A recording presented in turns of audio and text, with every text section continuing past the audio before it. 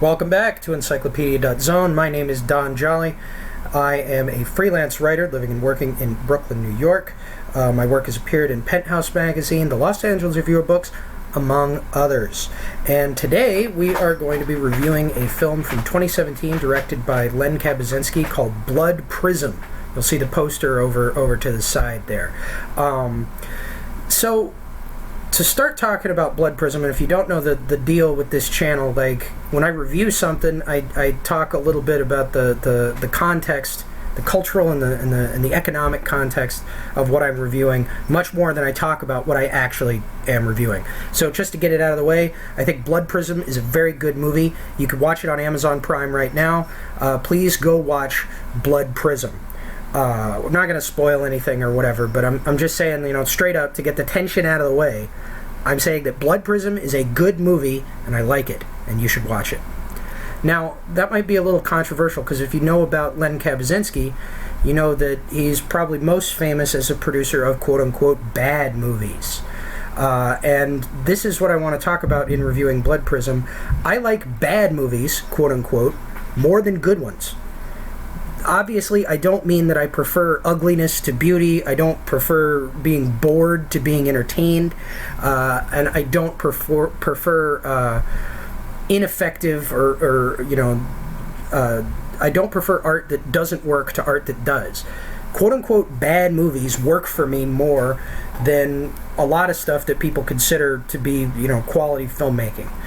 And I think that it has to do with what we consider good movies, right? I think we have this sort of wrong-headed idea about what makes a movie good. Star Wars Episode 8 is a very good movie in the sense that it's technically competent, it's reasonably well acted, it costs millions of dollars, it's got the necessary funding to buy the cultural cachet that means that it counts as good. But did I enjoy it? Did I get anything out of it? No. The thing that makes movies bad is usually they don't have a lot of budget.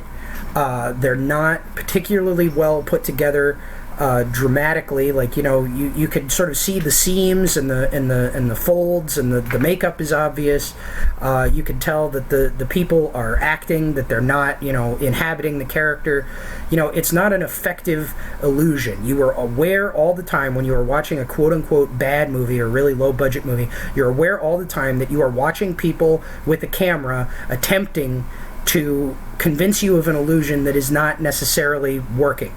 You're aware of the artifice at all times, and that is what I love. Because the main thing that I want to get out of art, if I'm engaging with anything, it's a book or a record or whatever, I want to feel like I'm engaging with another human being. I want to feel like there's somebody else on the end of the line of this piece of media.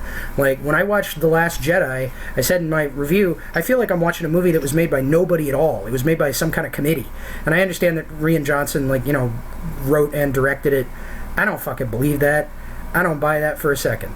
I think that he wrote and directed it with so much interference and oversight from the studio that he might as well not have even been involved at all. He probably didn't even need to be there.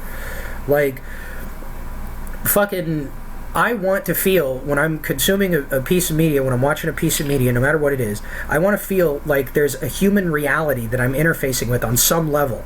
And great filmmakers make you feel that way, but let me tell you, fucking quote-unquote bad filmmakers, they make you feel that way just out of necessity, because you're constantly seeing through the artifice of the film that they're producing, which means that you're constantly, in your face having an experience of this other person, this other human being with their personal foibles and their limitations.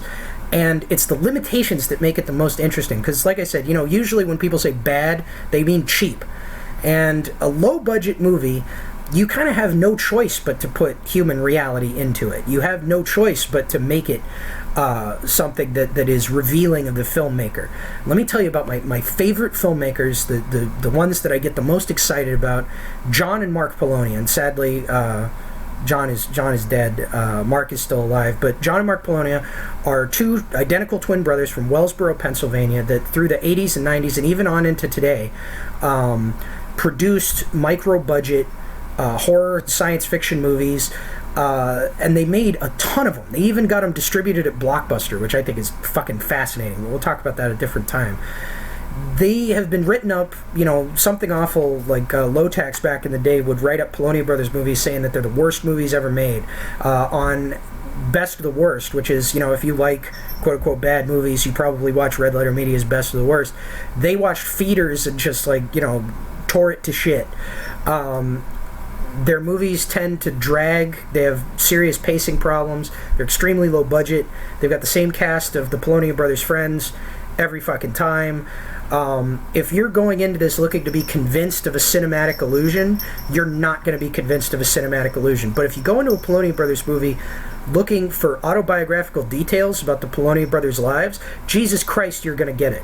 When I don't know who worked there, but at some point in the 90s, they had access to a pallet factory, and they made a whole series of movies set at the pallet factory. In the movie Bad Magic, which is like a voodoo revenge film and probably my favorite Polonia Brothers movie, they use footage from somebody's Bahamas vacation to locate the movie temporarily in the West Indies.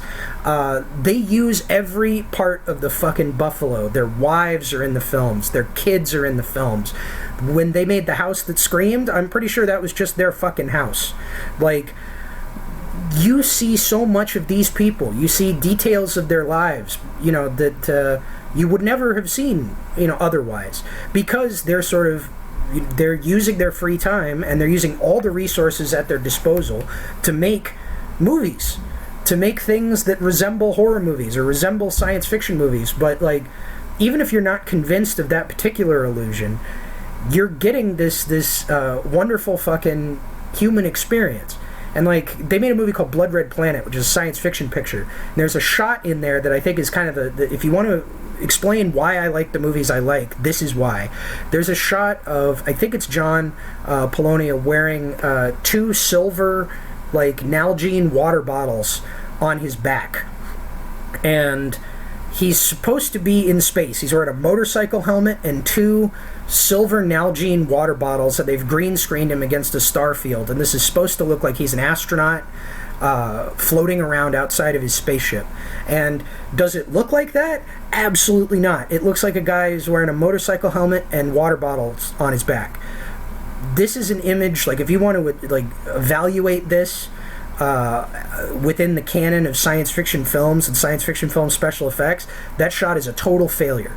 But I love it because it's a fucking shot of a grown man using just imagination to place himself in this out of this world situation. It's a grown man playing pretend like a child, and it's fucking beautiful, and I love that. And that is, and I'm not saying that it's childish. I'm saying that it's actually fucking strong and very brave to put yourself out there like that. There's a guy on the Dagger Mag forums named Raj, and he's always pointing out that the shit is cringe. That shit's cringe, bro. I just tabbed away from the conversation that's happening in MChat. Everybody's trying to figure out what's cringe and what isn't. But let me tell you, it takes real strength of character to go out and be openly cringe because you believe in it that strongly and because it's fun. And so those are the kind of movies that I fucking love. Blood Prism is a movie from 2017 by director Len Kabaczynski. Len Kabaczynski has been featured on Best of the Worst. He did Curse of the Wolf, which is the movie that I know him for. Fucking great theme song, great movie. Angel of Reckoning, bunch of other pictures. He makes micro-budget movies.